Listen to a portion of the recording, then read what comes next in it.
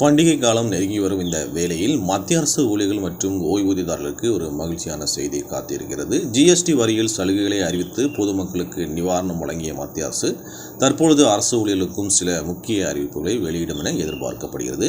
இது குறித்த ஒரு வீடியோ தொகுப்பு தான் இது. வீடியோக்குள்ளே போகிறதுக்கு முன்னாடி சேனலை நீங்கள் இது வரைக்கும் சப்ஸ்கிரைப் பண்ணாமல் பார்த்தீங்கன்னா மறக்காமல் சப்ஸ்கிரைப் பண்ண ப்ரெஸ் பண்ணிட்டு பக்கத்தில் இருக்கிற பெல் பட்டனையும் தட்டி விட்டுருங்க.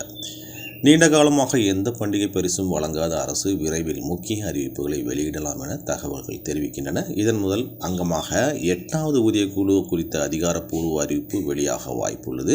அத்துடன் அகவிலைப்படியிலும் 3% உயர்வு அறிவிக்கப்படலாம். இது நாட்டின் 1,25,00,000க்கும் அதிகமான ஊழியர்கள் மற்றும் ஓய்வூதியதாரர்களுக்கு நேரடியாக பலனளிக்கும். தற்பொழுது மத்திய அரசு ஊழியர்கள் 55% அகவிலைப்படி பெறுகின்றனர். அக்டோபர் 2025 இந்த உயர்வு அறிவிக்கப்பட்டால் அகவிலைப்படி 58% அதிகரிக்கும். மார்ச் 2025 அகவிலைப்படி 2% உயர்த்தப்பட்டு 53%லிருந்து 55%ஆனது.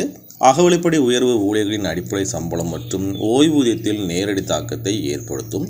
உதாரணமாக 9,000 அடிப்படை ஓய்வூதியம் பெறும் ஒரு ஓய்வூதியதாரருக்கு தற்பொழுது 55% அகவிலைப்படியாக 4,950 கிடைக்கிறது.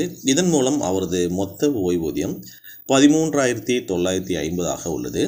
அகவிலைப்படி 58% உயரும்போது அகவிலைப்படி ரூபாய் 5,220 உயர்ந்து மொத்த ஓய்வூதியம் 14,220 மாறும். இதன் மூலம் அந்த ஓய்வூதியதாரருக்கு கூடுதலாக 270 கிடைக்கும்.